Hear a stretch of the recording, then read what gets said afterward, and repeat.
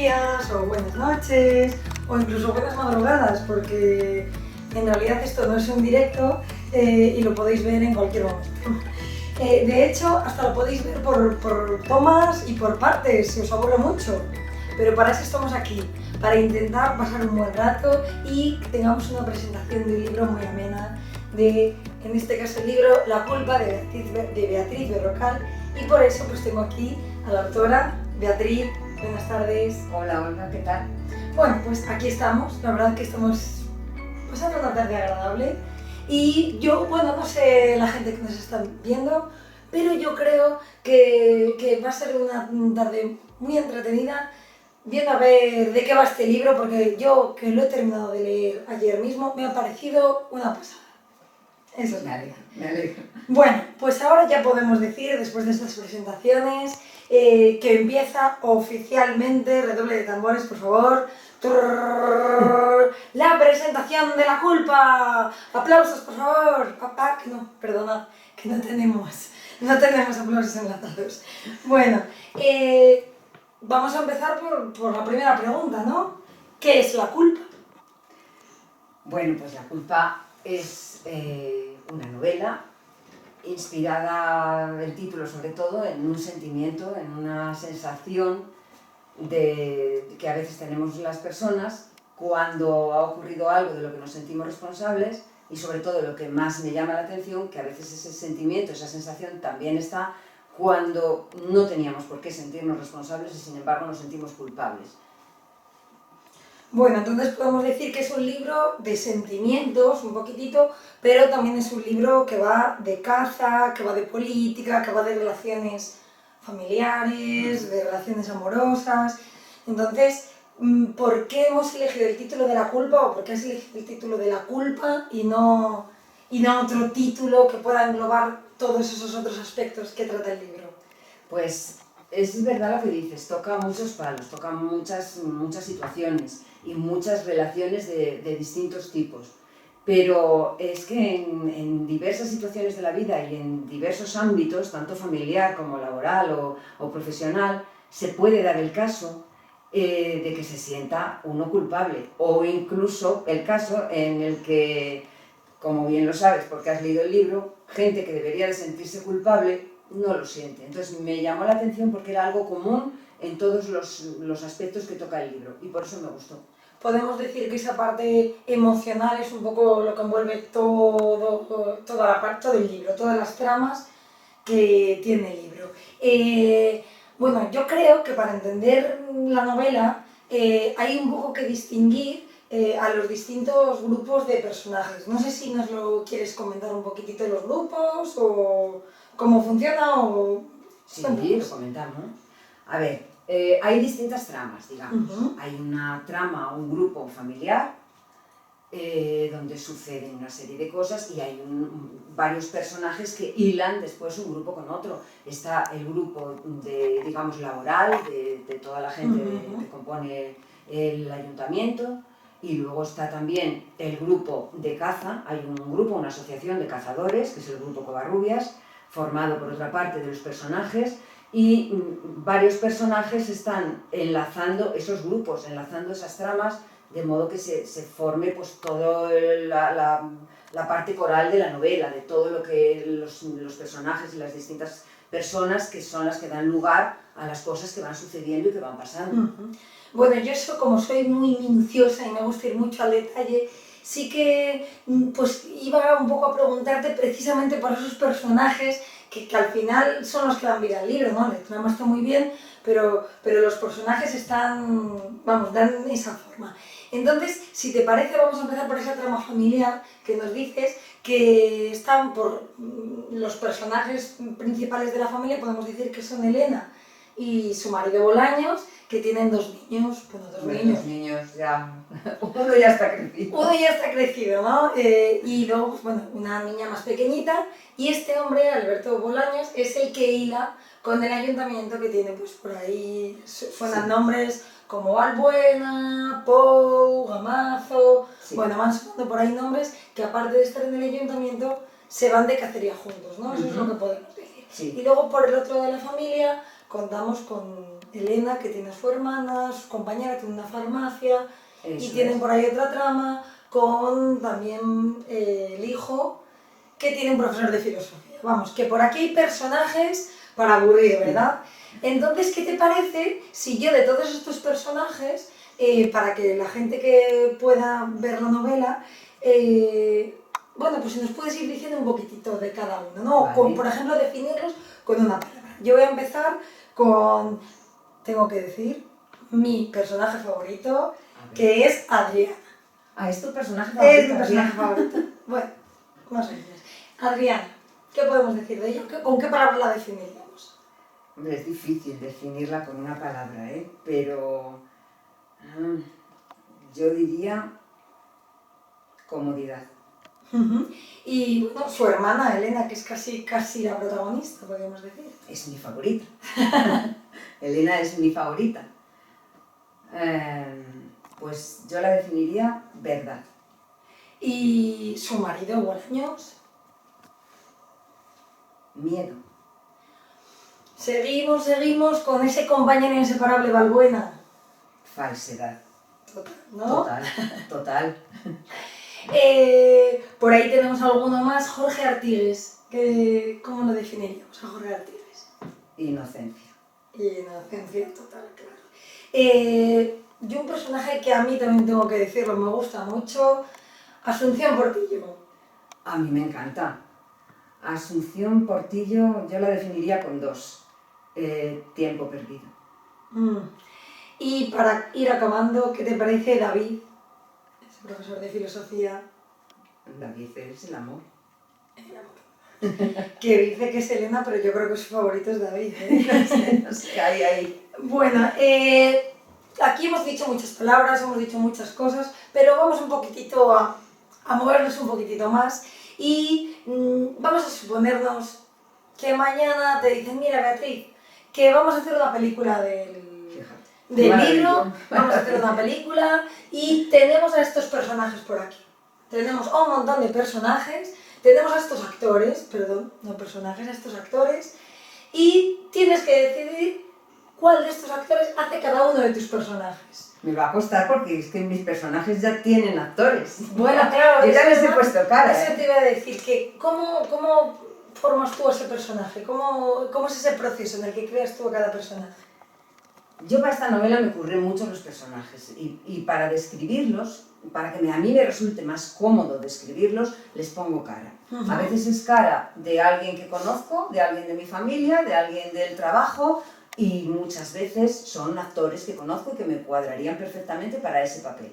Y después pues les voy atribuyendo su manera de ser, sus características, cómo reaccionarían, por qué se comportan así, para yo tener muy claro y muy definido cada personaje, cómo va a reaccionar ante las cosas. Entonces, por eso te digo, pero bueno, tú cuéntame. Bueno, pues yo tengo por aquí una serie de actores que a ver si salen en la película y empezamos por aquí, que me gusta mucho. Adrián Lastra. ¿Quién podría hacer de Adrián? O sea, ¿qué personaje podría hacer Adrián Lastra en esta película? O en este libro, mejor pues dicho. Igual le pongo Artigues, ¿eh? Artigues. Bueno, un poco musculado pues el Artigues, ¿no? Bueno, oye. No es el que yo he puesto, pero bueno. A ver, por aquí seguimos. Blanca Portillo. Hombre, es la inspectora Portillo, es que además es ella. Es la Asunción Portillo, es claramente. Así. Úrsula Corberó. Uy, pues igual la pongo Marlene. De Marlene, Está ¿verdad? descrita como más rubita y más así, pero igual podría ser Marlene. Bueno, Úrsula Corberó antes era rubia, Sí, ¿no? sí, eso vamos, se cambia fácil. A ver aquí, que ha venido Carlos Bardem. Uf, no sé a quién le pondríamos. Podría ser Gamazo perfectamente. Perfectamente, ¿no? Sí, podría ser. Y por aquí un actor que me gusta mucho, Eduardo Fernández. Ay, no lo sé. ¿A quién ves tú aquí? No veo. No veía a No. nadie. Yo, para mí es Balbuena. Es Balbuena para ti. Es que yo a Balbuena, para mí mi Balbuena es José Sancho. Que claro, tú no lo conocerás porque eres muy joven. José Sancho, el padre de Rodolfo Sancho. No, hija, no. No. José Sancho es un actor que hacía en Cuéntame del jefe de... Ah, sí, sí, ¿sabes, claro. no? Y para terminar, la joya de la corona. ¡Hombre! ¡Hombre! José ¿Cómo me Coronado. conoces? Ese es Alberto Bolaños. Alberto ¿Cómo Bolaños, me conoces? que además habla de unas entradas en el pelo, en el recibo, bueno. No podía ser otro, yo ese papel no se lo podía dar. No se lo podíamos dar a otro, no. Bueno, está claro que ahora que ya le ponemos un poquitito de nombre a los personajes, ya los hemos definido, ya le hemos puesto un poquitito de cara más o menos, todos vemos que yo creo que tienen un poquitito de culpa, ¿no? Todos tienen ahí algo de culpa. Pero ¿quién crees tú, para ti, quién es el más culpable de todos? No de una trama única, sino el que más culpa se llevaría de todo. Hombre, para mí el más culpable es Balbuena. Culpable por lo que hace y por la facilidad que tiene para enredar a los demás, que nadie les obliga y que se dejan enredar, por supuesto, cada uno es dueño de sus actos, pero creo que él es muy culpable porque además creo que es culpable para los de fuera. No creo siquiera que él tenga la sensación, y en muchas ocasiones lo manifiesta, de estar haciendo nada que no harían otros igualmente. Y esa sensación, esa forma de lanzar fuera la culpabilidad y decir, estamos haciendo lo que harían los demás, si no lo hiciera yo, lo haría otro. Eso me parece que para él se queda muy a gusto, pero a mí me parece que es una actitud muy cobarde y que le hace más culpable todavía.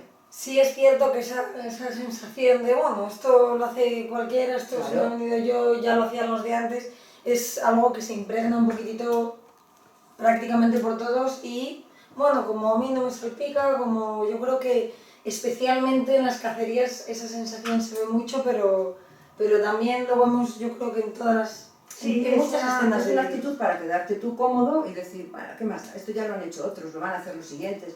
Y hombre, pues eso no es justificación. Sí que es verdad que, bueno, la culpa suprema hemos dicho que es de Balbuena, ¿no?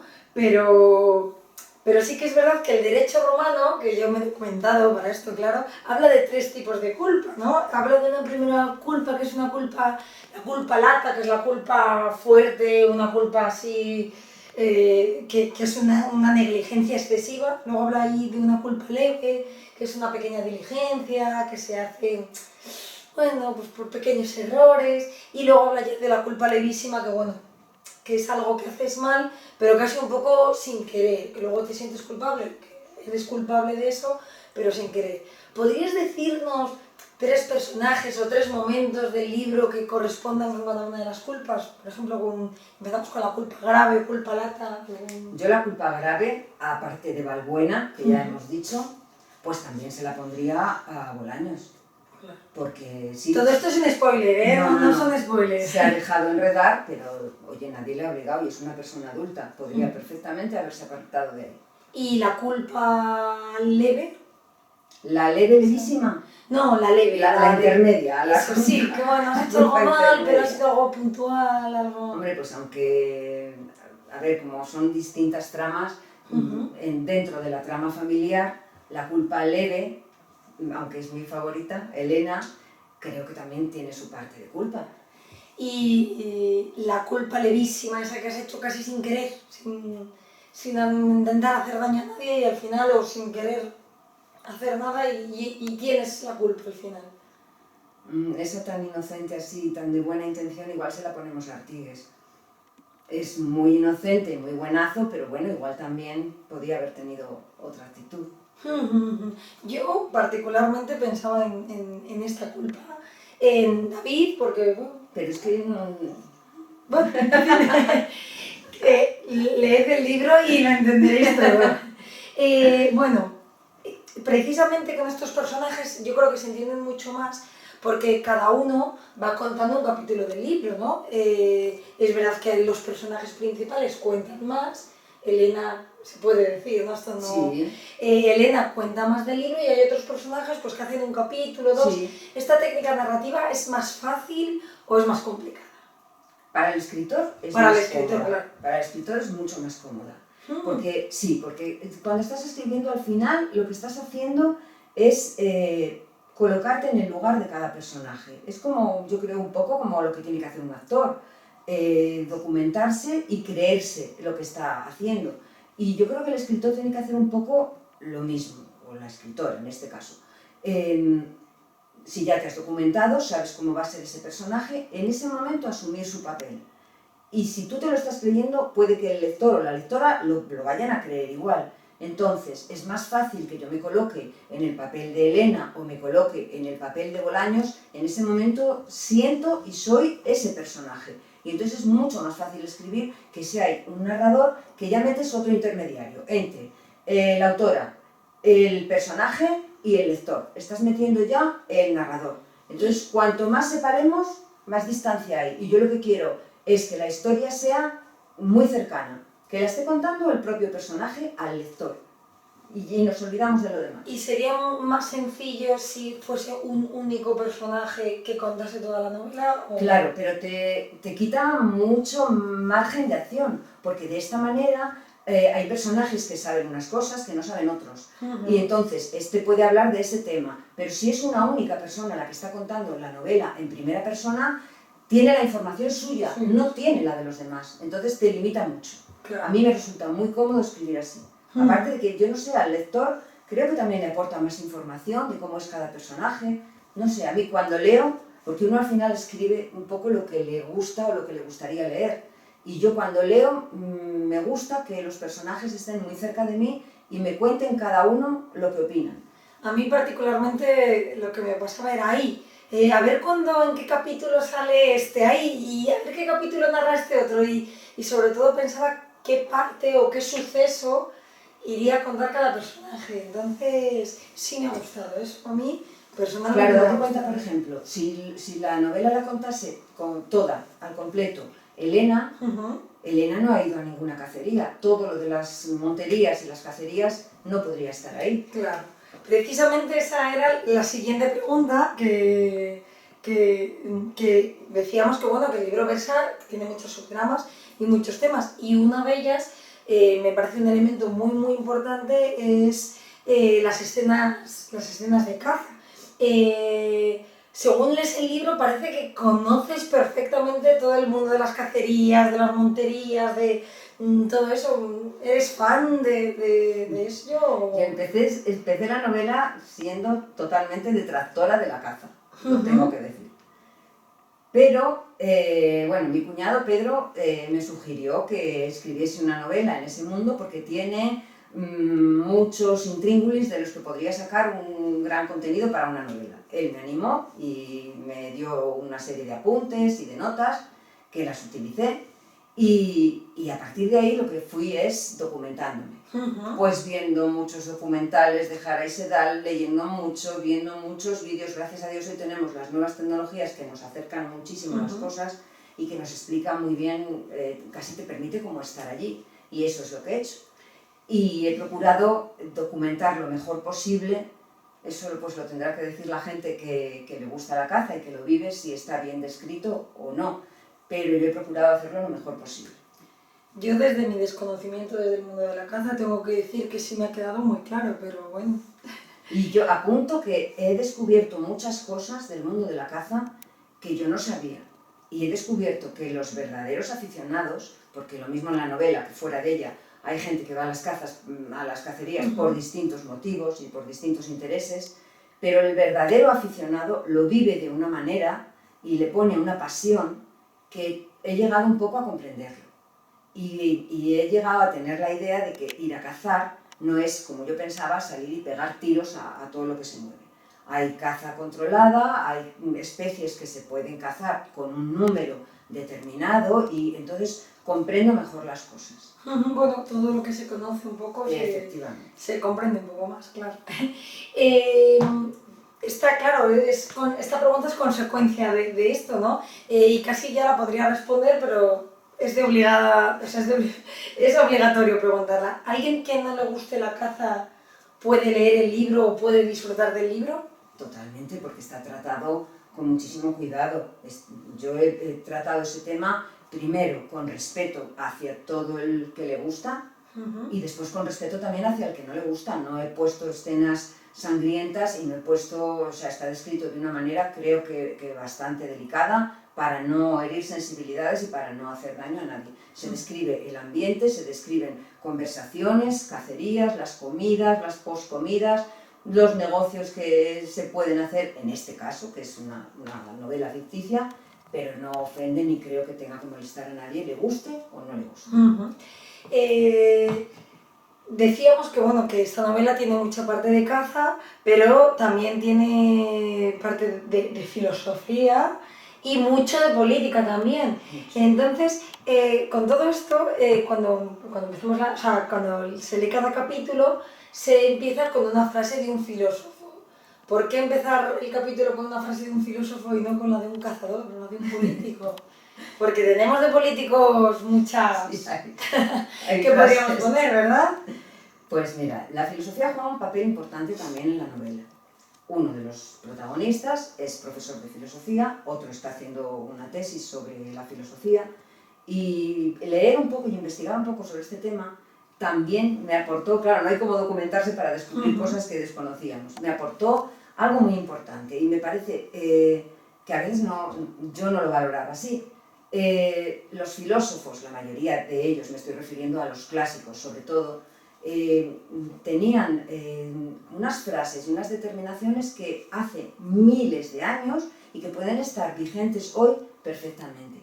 Y lo que hice fue buscar frases de algunos de ellos que tocasen un poco el tema que se iba a tocar en ese determinado capítulo. Pues es como un pequeño homenaje a esa filosofía que lo mismo Raúl que David, personajes de la novela, pues hablan de ella como diciendo que lo importante es que la filosofía enseña a la gente a pensar.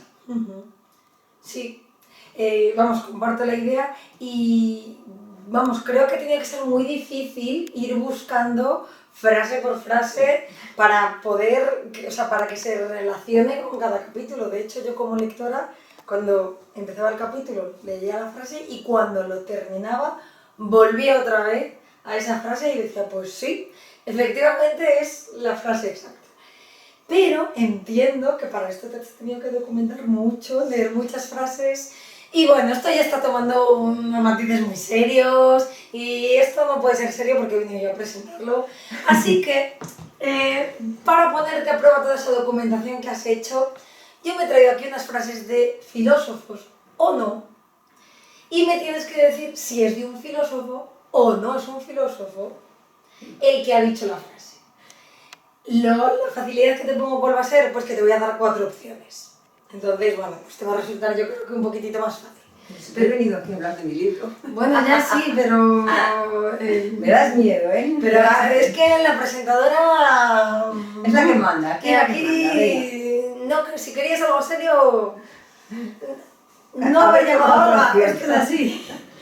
Bien, empieza. La primera frase es: la buena conciencia es la mejor almohada.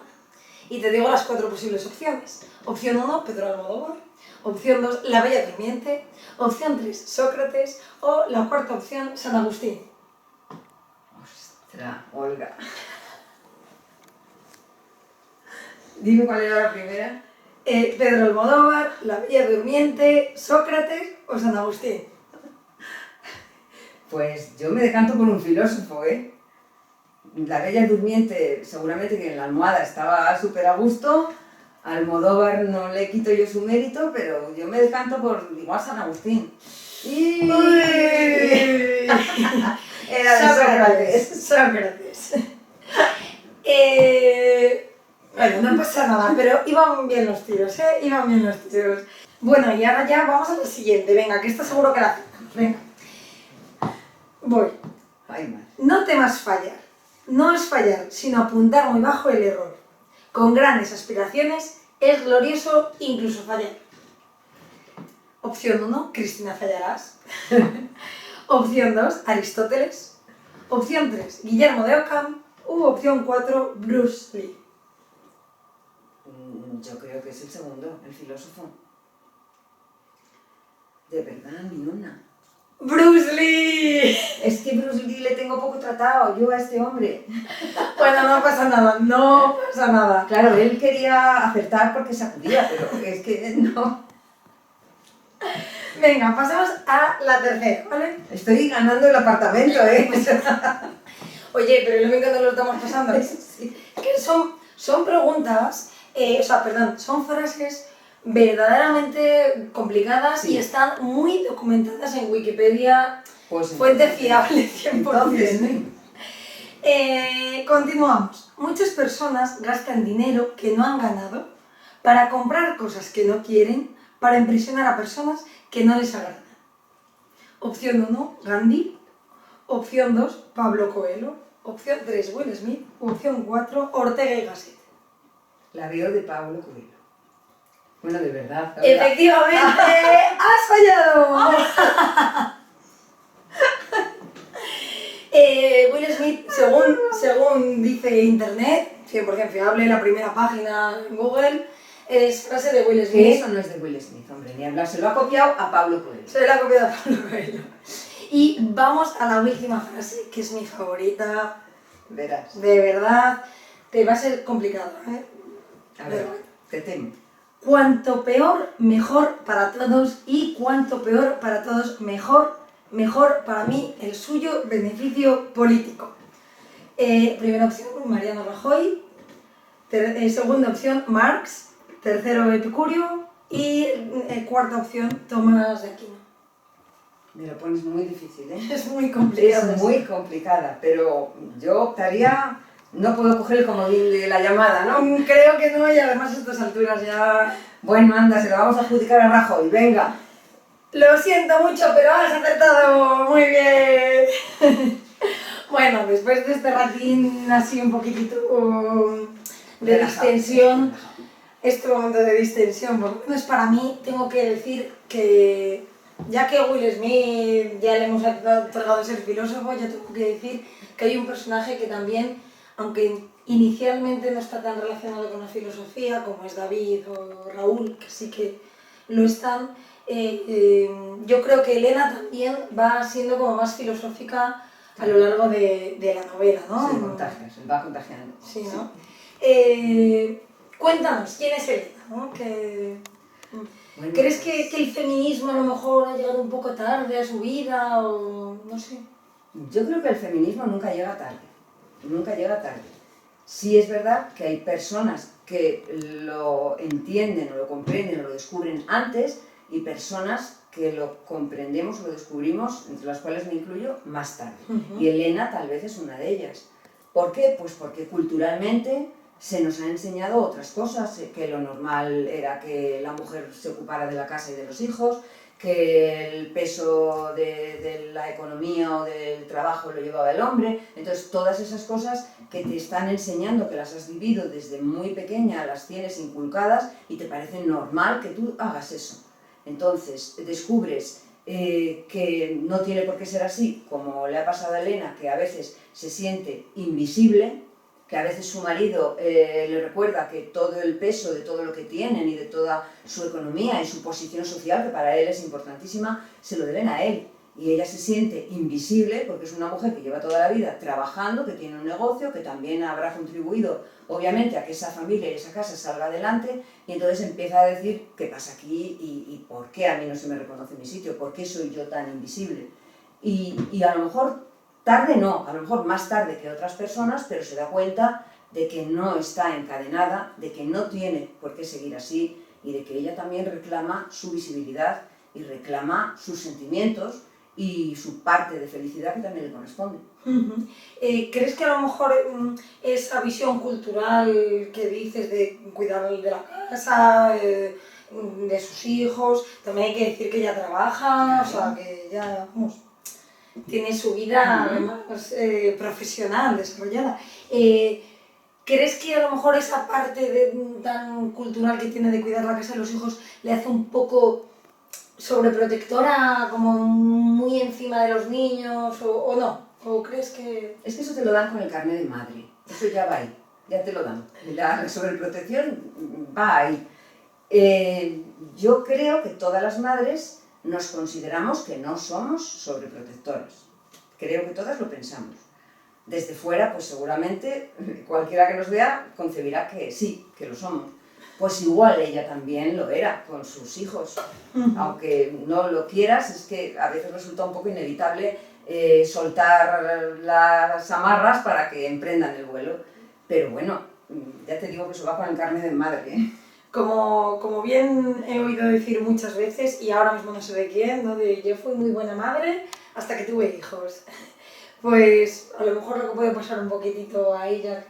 Claro, es que luego son cosas que no se aprenden en los libros, que vas aprendiendo a medida que vas teniendo a tus hijos y sacándoles adelante y criándoles, y ni siquiera con todos lo haces igual porque vas teniendo más experiencia y se supone o se intenta hacerlo cada vez un poco mejor. ¿Que se consigue o no?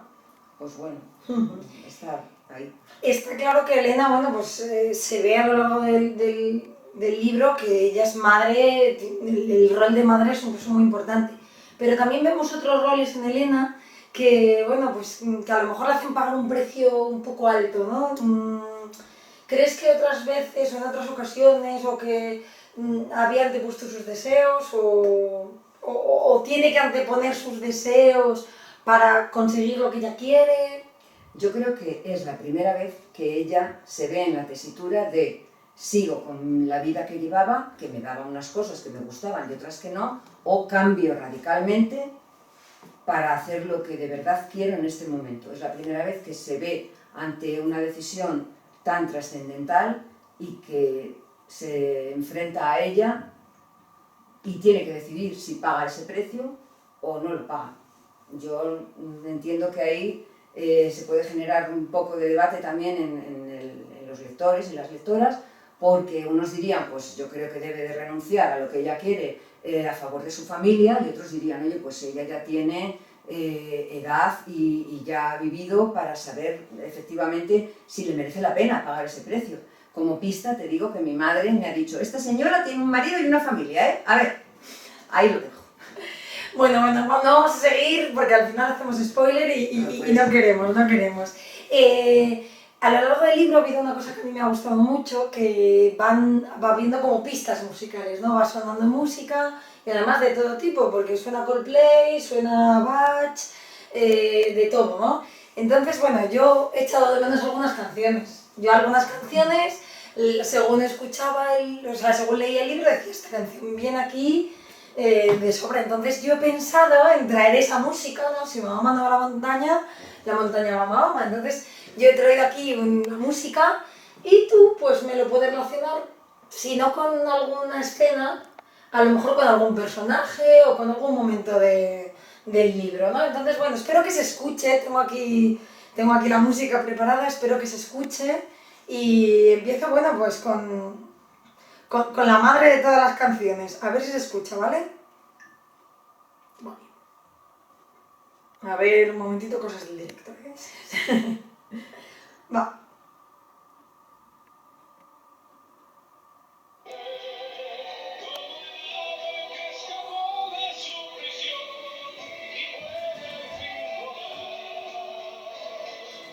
Hombre, yo puedo, para no contar, puedo asociarlo a un personaje.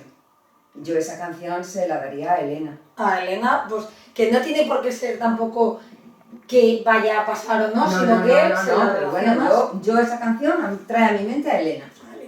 Pues a ver esta, que a mí me gusta mucho, ¿eh? Venga.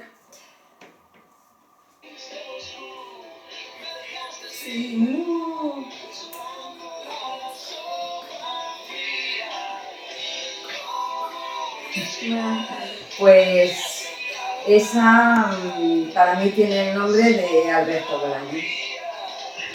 Para mí también. Vale, menos mal, no Esta canción es poco conocida, pero a mí es una frase que me gusta mucho y creo que tendría que estar en el libro, ¿eh? En la próxima edición la ponemos, hay que incluirla, ¿eh? Y si no se entiende, repite la frase sin problema.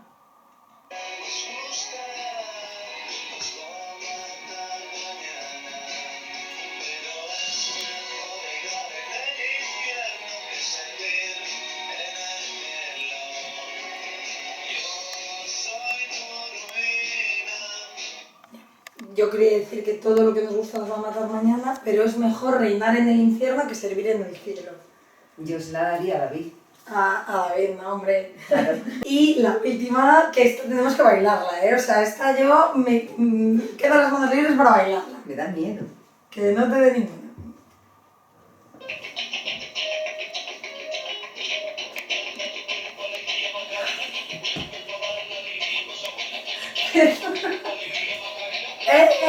Macarena. Pues hija, esta te la dedico. Esta lleva el nombre de Olga, porque es que sí. Y no, y que con la que relacionarla Pues hombre, así con tanta alegría, ¿a quién se la pondrías tú? Yo parece que he hecho la pregunta de pero a Marlene, ¿no? Así ella tan mona y con novios y con bueno, no sé qué. Bueno, y con sus castings y con su vida. Sí, bueno. Que parece que es un personaje que queda ahí, pero bueno... Bueno, tiene su vida, tiene su vida, es un secundario, pero tiene su trascendencia. A mí me gusta. Más el nombre de Macarena que el de Marlene, pero me gusta. Bueno, pues... Bueno, precisamente con esto de Marlene, que bueno, que es un personaje secundario, que parece que solo es por esa relación de amor que tiene con David, ¿ya? Pues es, uy, perdón, con Raúl, esto ha sido el lapsus, que venga Freud.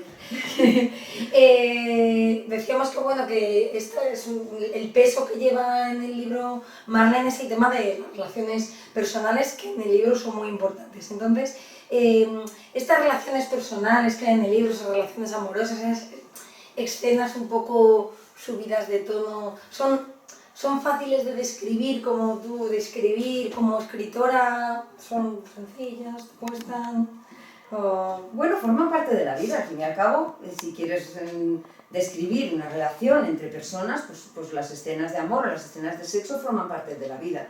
Luego, escribirlas en el papel, pues a mí sí me cuesta un poco, pero me cuesta por mi forma de ser, volvemos otra vez a la educación, y es verdad, yo muchas veces lo comento con mis hijos, la educación que yo tenía era de no decir jamás un taco y no se podía decir culo, no se podía decir nada. Entonces, que yo ahora me ponga por mucho que me haya yo reseteado, pero siempre queda ahí un pozo de lo que tú has recibido como educación. Entonces, describir esas escenas a mí sí me cuesta y procuro hacerlo de la manera pues más sutil posible. Tampoco hace falta ser tremendamente explícito para saber lo que está pasando. Procuro hacerlo de manera que se sepa lo que está ocurriendo, pero que no sea ofensivo para nadie ni molesto. Claro, bueno, al final son temas que a veces son tabú o hace años eran tabú y ahora pues bueno, pues poco hombre, a poco yo creo que nos vamos abriendo. Hombre, tú que lo has leído, puedes decir si bueno, se entiende lo que está ocurriendo. Yo perfectamente lo entiendo. Se entiende, yo creo que se entiende perfectamente. Te decía que bueno, estas escenas que antes eran un poco tabú, ahora ya son normales, y lo mismo yo creo que pasa un poco con la política, ¿no? Que antes no se hablaba tanto de política y ahora es política por todos los lados, y tiene un peso muy importante en el libro, pero bueno, aunque salga ahora el libro, tú lo escribiste hace bastante, ¿no? Yo empecé a escribirlo hace bastante, empecé a escribirlo en el 2011. En el 2011, que claro... Que es cuando está centrada la trama, en el año 2011. Y en ese momento era un momento político, pues un poco... Claro, date cuenta que estábamos con los coletazos de la crisis de 2008, estábamos viviéndola todavía, y pasaba un poco una situación parecida a la que estamos viviendo ahora, de toda la culpa pues la tienen los políticos, la tiene el gobierno, la tiene... En fin, tenemos que culpabilizar a alguien, quizás si estuviera otro grupo político lo hubiera hecho mejor o peor, no lo sabemos. Pero bueno, en ese momento se vivían situaciones y tramas políticas importantes, se atravesaba por una crisis a nivel mundial también muy seria, y entonces por eso la política y los políticos en una ciudad de provincias sí tienen un peso importante. De hecho, yo no sé si ya era premonición cuando escribiste el libro que hacías alusión al 15M, que fue algo que surgió en ese momento, y decías que, bueno, que uno de esos indignados que estaban allí quejándose en el 8M algún día podría ser miembro del grupo político o presidir. Sí, es una frase que le dice en un determinado momento Alberto a su hijo, que le echa en cara el que vaya a manifestarse, el que estén indignados, y le echa en cara el decir, ¿tú qué te crees? ¿Que alguno de esos que está ahí en la plaza perroflautas, como él los llamaba despectivamente, va a formar parte algún día del gobierno? Bueno, pues ya ves ya ves que de aquellas manifestaciones y de aquellos momentos se dieron después pasos importantes y hay personas que están ahora formando parte del gobierno. Entonces, bueno, pues lo que Alberto creía que era, vamos, una estupidez, bueno, pues en cierto modo se ha ido llevando a cabo poco a poco. Sí, bueno, lo que está claro es que nos guste más o menos la política o el 15M, ¿no? Es que yo creo que no le pedirías a ningún político que te presentase el libro, ¿verdad? Bueno, pero eso se describe un grupo político. Yo no digo que todos los políticos sean así, yo no lo digo. Y sería capaz perfectamente de pedirle a un político, porque seguramente que también los hay muy honrados y muy cabales, y ¿por qué no? Pues me podría presentar el libro, seguro. Bueno, pues a lo mejor presentar el libro, ¿no? Pero yo ya vuelvo a situaciones hipotéticas, ¿no? A lo mejor presentar el libro, ¿no? Pero ¿qué te parece si empezamos a meter a políticos reales en partes de tu libro? Entonces, vamos a ver. Yo te voy a poner situaciones o lugares cercanos o momentos que hay en el libro y tú me dirías a qué político llevarías a ese sitio o meterías en el libro. ¿Te parece? Vamos a ver. Empezamos, por ejemplo, con un palacio en Córdoba, por ejemplo, la Mezquita de Córdoba. ¿A quién llevarías a ver la Mezquita de Córdoba? ¿Qué político o política? Hombre, pues mira, acaba de fallecer recientemente, pero yo a la Mezquita de Córdoba me iría con Julio Anguita. Bueno, ¿y a quién te llevarías por los montes de Tábara, en Zamora, pues que sea una jornada de caza, por ejemplo? A Tábara, y de la mano del farmacéutico de Tábara, Pedro, que aparece en la novela, me llevaría sin duda alguna a Zapatero, porque seguramente que limaría las perezas. ¿Y qué político crees que le vendría bien ir a la farmacia a medirse la tensión, a la farmacia de Elena y de Adriana? ¿Qué político crees que le iría bien? Bueno, yo me llevaría a uno, pero igual reventaba el tensiómetro ahora mismo, ¿eh? Yo recomendaría que Pedro Sánchez se tomase la tensión ahora, pero seguro que tenía que salir de allí con tratamiento porque le iba a dar muy alto.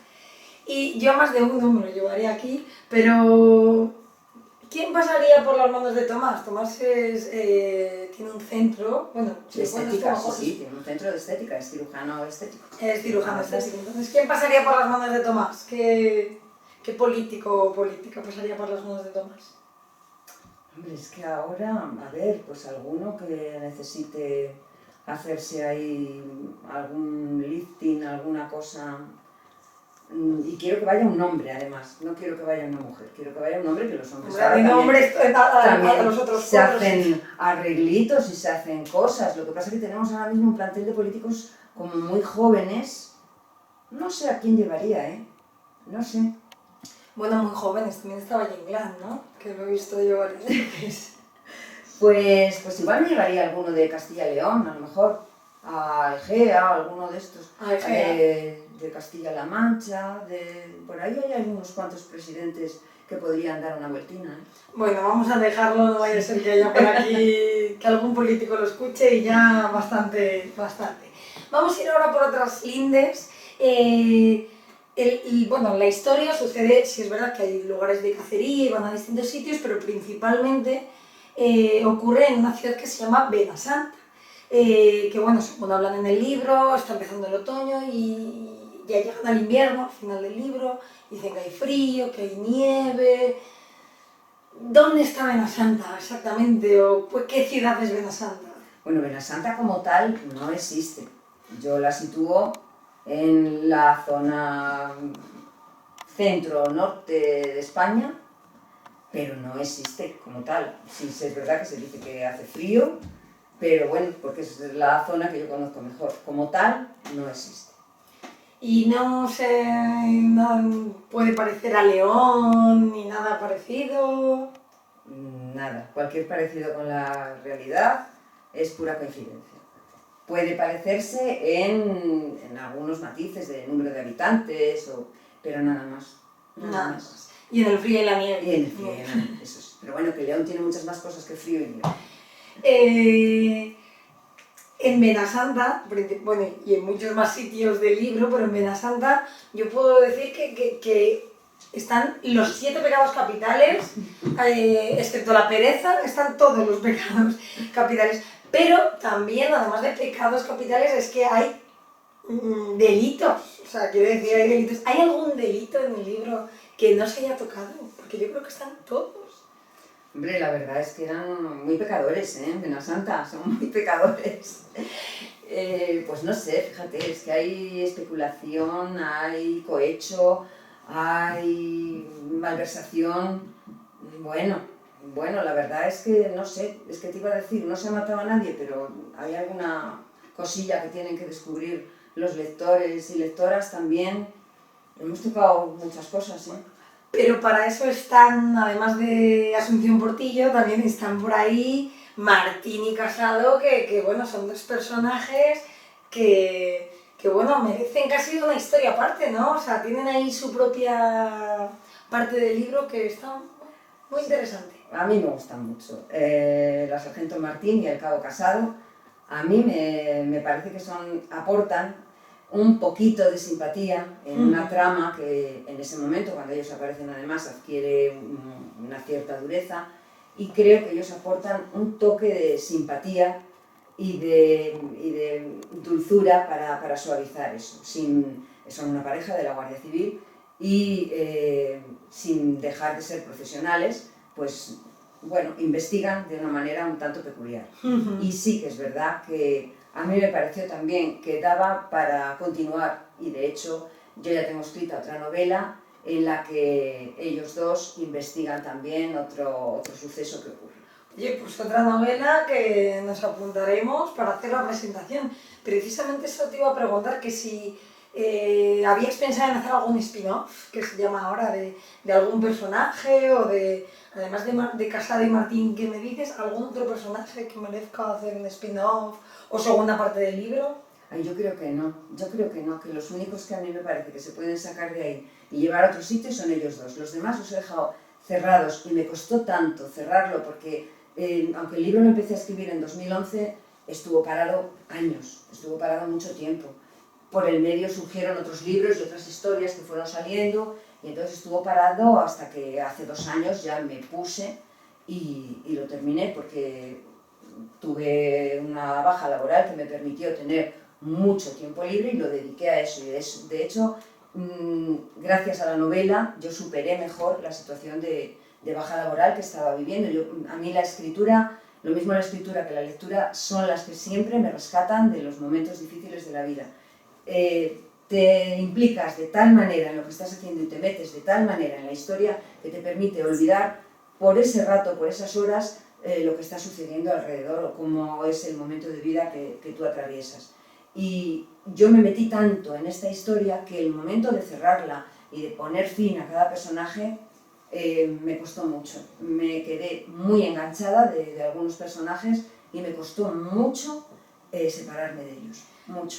Hay escritores que dicen que hablan con sus personajes y en este confinamiento que hasta le daban las buenas noches a los personajes. No me extraña, es que te llegas a tener una relación que tienes que pensar por ellos, no sé, durante esas horas que estás dedicada ahí, te parece que existen. Entonces después desconectar, ya me ha pasado con otros libros, desconectar de esos personajes que tú has creado es como que los abandonas ahí. Pero bueno, es una manera de cerrar, poner fin a esa etapa y soltarlos un poco al viento a que otras personas los conozcan y valoren si tu trabajo ha sido bueno. Y bueno, además tú tienes tu imagen, lo conformas, lo haces, claro. Y luego cada uno vamos haciendo Lógico. Nuestra Elena, nuestro Alberto, es que tiene que ser así, tiene que ser así. Decías que habías empezado en el 2011, lo paraste, volviste, lo retomaste. ¿Tenías claro desde el principio toda la trama? ¿O fue cambiando el final o la fuiste construyendo? Pues es que muchas veces quieres escribir una determinada historia y los personajes te van llevando hacia otro lado. Pero en este caso yo lo tenía bastante claro, lo que yo quería escribir. Lo tenía bastante claro desde el principio, cómo iba a ser la trama y hacia dónde la iba a llevar. Eso sí, creo que es de las veces que más claro lo he tenido. ¿Y solo algún pequeño atisbo de ir cambiando alguna cosita entonces? Sí, una de las cosas que no tenía clara era quién iba a ser el culpable final. Ah, bueno, pues... Muy Había, interesante había saber muchos eso. candidatos, había Sí, muchos sí, candidatos. sí, muy interesante saber eso. Bueno, y ahora es verdad que cuentas cómo has ido hilando esta historia, pero además de escribir novelas para adultos, también has escrito muchos libros para niños. ¿Cuántos, o sea, escribir para adultos o escribir para niños? ¿Qué es más fácil o qué prefieres? Es que depende del momento y la historia en la que te metas, solamente es cuestión de cambiar tu chip y saber a quién va dirigida esa historia. No se escribe igual para niños que para adultos que para adolescentes, no se escribe igual. Solamente es saber en cada momento hacia quién va dirigida esa historia. Y entonces tú te pones ese chip y en ese momento te sientes ese niño o ese adulto y procuras transmitir eso. Yo creo que dada mi edad me resulta más fácil escribir algo para adultos. Pero bueno, cuando lo hago para niños, pues procuro también, hombre, como todos hemos sido niños y jóvenes y adolescentes, pues procuras un poco recurrir a ese momento. Claro. Bueno, pues ahora ya para ir terminando vamos a hacer esto o lo otro, Venga. ¿vale? Entonces, ¿leer libro físico o libro digital? Yo creo que pueden perfectamente estar todos los soportes. Leo un libro en papel, leo digital y este año he empezado con los audiolibros y me parece que todo lo que sea acercarnos a la lectura, bienvenidos sean todos los formatos. Oye, fenomenal. ¿Y para ti, una escritura inicial, un guión inicial en papel o en el ordenador? Al principio de mi escritura necesitaba el papel, luego poco a poco fui pasando al ordenador y ahora ya es todo en ordenador. Todo, absolutamente. Todo, pero bueno, por ejemplo con La culpa, la descripción de los personajes, la fotografía, y eso lo fui haciendo todo a mano. No la novela en sí, pero la descripción de los personajes, yo tenía una libreta donde tenía la foto de cada uno de ellos, esa imagen que yo le había asignado, y la descripción, escrita a mano. En este caso sí. Y ya la última pregunta. ¿Escenas de día o escenas de noche? ¿Qué te gustan más? Hombre, me gustan las escenas cuanto más íntimas y que haya más sentimiento y eso me gustan. Entonces igual puede haber sentimientos e intimidad de día y de noche, sí, obviamente. Pero bueno, pues poner una de noche. Bueno, pues yo creo que con esto ya nos ha quedado un poquitito claro cómo va el libro, en qué consiste y sin hacer ningún hemos tenido mucho spoiler cuidado. Y teniendo mucho cuidado, creo que al posible lector le ha quedado claro un poco, le ha dado forma, ¿no? Hemos hecho un esqueleto de la historia que... Esperemos que con esto lo que les sirva es para animarse a leerlo. Hombre, claro que sí, y sí, oye, hay futuros libros, por aquí estaremos para esta presentación, o sea, para una presentación así o como sea. Claro, bueno, yo quería decir que no que hagamos ahora esta presentación así, dadas las circunstancias que vivimos, no quita para que en un futuro podamos hacer una presentación con público cercano, que a mí es como me gusta también hacerlas, y ya mira, lo bueno que tiene hacer una presentación más adelante es que mucha gente se habrá ya leído el libro y podremos comentarlo y podrán hacer preguntas una vez leído el libro, que siempre es más fácil. Y antes de terminar, quería hacer un capítulo de agradecimientos. Quiero agradecer a la editorial Platero por confiar en mí y en mi historia. En estos momentos que corren, que son muy complicados para los autores y las autoras, que encontrar una editorial que confíe en la historia y en el autor o autora es muy importante. Hay muchas editoriales que confían, entre comillas, previo pago. No es el caso de Platero y yo les agradezco muchísimo su confianza. Platero Coolbooks me ha brindado la oportunidad de publicar esta novela, es una novela extensa y además han tenido mucha paciencia conmigo, han sido muy amables y yo eso se lo agradezco. Y también quiero agradecer esta presentación a ti, porque ahí me emociona un poco, porque yo sé que es un marrón. No. Sí, que es un embolado. Y estoy segura de que una presentación tan currada y con tanto cariño como tú me la has hecho, no la voy a tener.